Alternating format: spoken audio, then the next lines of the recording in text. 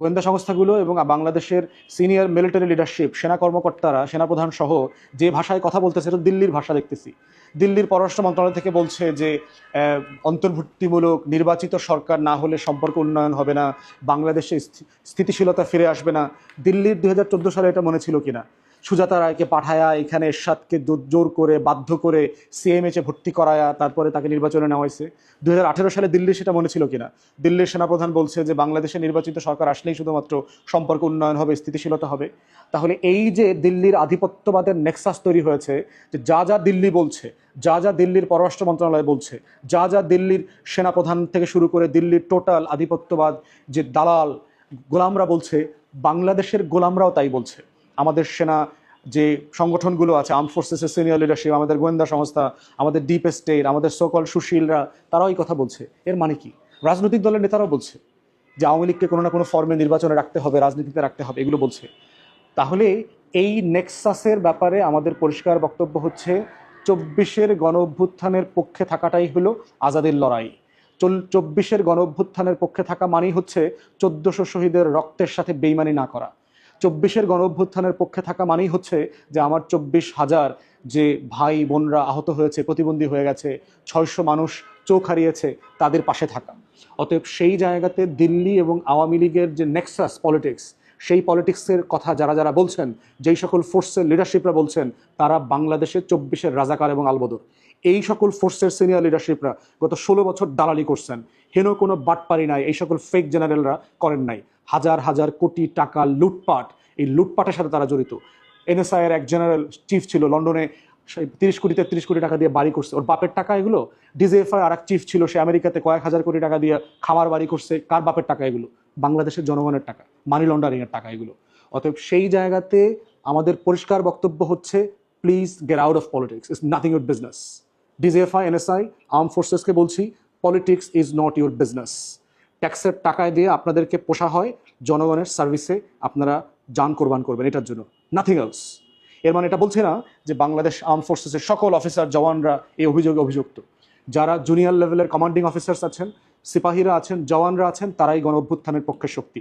Criminal হচ্ছে colonel থেকে আবাফ, যারা আওয়ামী লীগের আমলে 5 গোলামি করে বাংলাদেশকে দিল্লির কাছে দাসখত রেখে প্রমোশন পাইছেন, পদ পাইছেন, পদায়ন হয়েছে।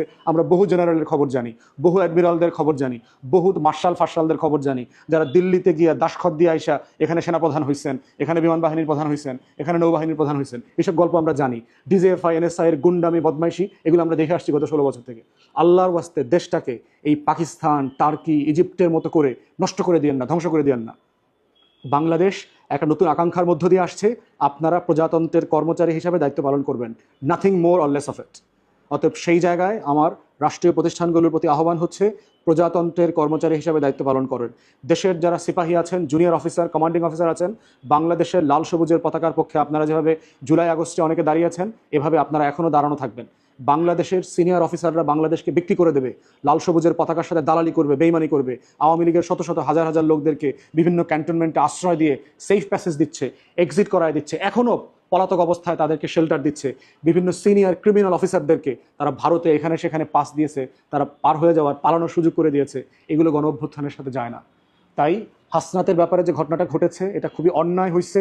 আইএসপিআর স্টেটমেন্ট দিয়ে জাতির কাছে ক্ষমা চাইতে হবে। এই বাংলাদেশ গণ অভ্যুত্থানের বাংলাদেশ না। গত জুন, জুলাই, আগস্টে যে অভ্যুত্থান হয়েছে, সে অভ্যুত্থানের বাংলাদেশ না। দয়া করে রাজনীতিতে মাথা গলাবেন না, নাক গলাবেন না। This is not your business. তৃতীয় কথা হচ্ছে, জুনিয়র অফিসাররা যদি কেউ পলিটিক্স করে, সিপাহীরা যদি পলিটিক্স করে, তাহলে আপনারা কি করেন? আপনারা ডিসমিস করে দেন না? হাজার হাজার জওয়ানদেরকে, অফিসারদেরকে আপনারা গত 16 বছর ধরে আওয়ামী লীগের আমলে ডিএনএ টেস্ট করছেন না, যে আওয়ামী লীগের ভাইরাস আছে কিনা রক্তে? যার রক্তের ভিতরে আওয়ামী লীগের ভাইরাস পাওয়া যায় না, তাদের সবাইকে তো আপনারা বাই করে দিচ্ছেন, বহিষ্কার করছেন, পিএনজি করে দিচ্ছেন, তাদেরকে স্যাক করছেন, ডিসমিস করছেন, পেনশন দেন নাই, বোনাস দেন নাই, হাউজিং ফ্যাসিলিটি দেন না, চিকিৎসা ফ্যাসিলিটি দেন না। হাজার হাজার অফিসাররা এরকম আছে, জওয়ানরা, যাদের জন্য আমরাও লড়াই করছি, যাদের মুসলিম এই অফিসার এবং জওয়ানদের জন্য আমরাও কথা বলছি। কই, তাদেরকে তো আপনারা রাজনীতি করতে দেন নাই। তাহলে আপনারা কেন রাজনীতি করছেন, নাক গলাচ্ছেন এখানে?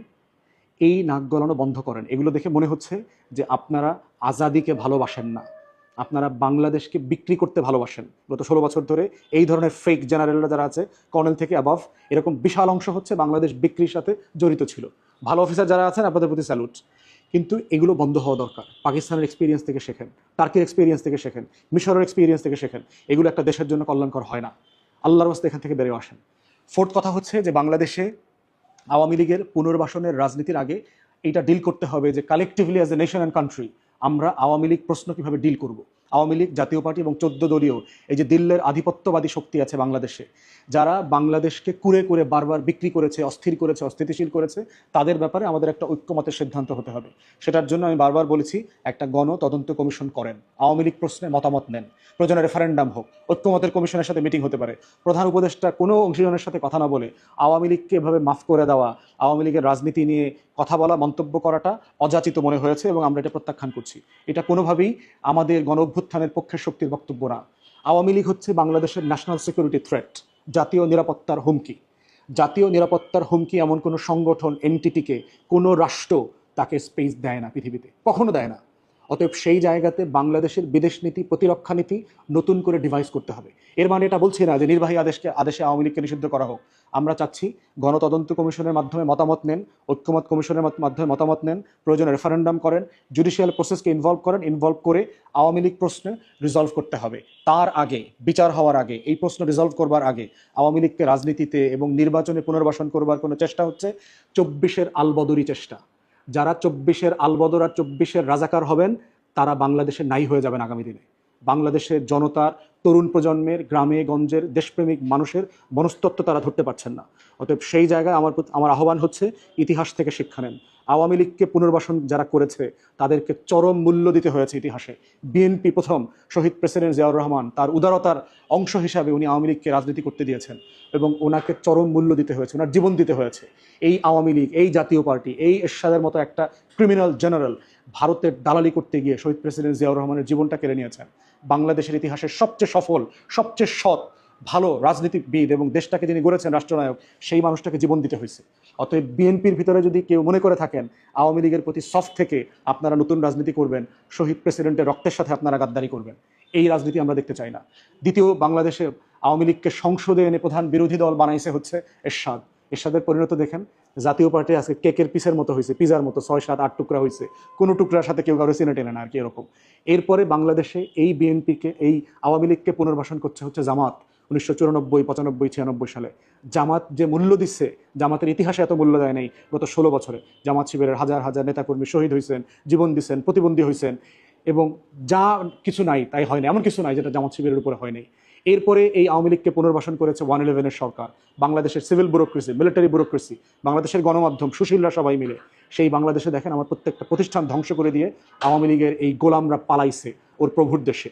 অতএব আমরা যারা আজাদির পক্ষের মানুষ, আমরা যারা লাল সবুজের পতাকাকে ধরে রাখার পক্ষের মানুষ, আমরা যারা গণ অভ্যুত্থানের পক্ষের মানুষ, এই মৌলিক প্রশ্নগুলোতে আমাদের স্বাধীনতা, সার্বভৌমত্ব, আত্মমর্যাদা, আমার জাতীয় স্বার্থ, আমার বিদেশ নীতি, আমার প্রতিরক্ষা নীতিতে আমাদেরকে একমত হইতে হবে। তারপরে আমাদের নিজেদের ভিতরকার যে রাজনৈতিক প্রতিদ্বন্দ্বিতা আছে, প্রতিযোগিতা আছে, এটা সহনশীলতার সাথে আমরা সবাই করব। এক দল আরেক দলের পলিসির সমালোচনা করব, কোনো সমস্যা নাই।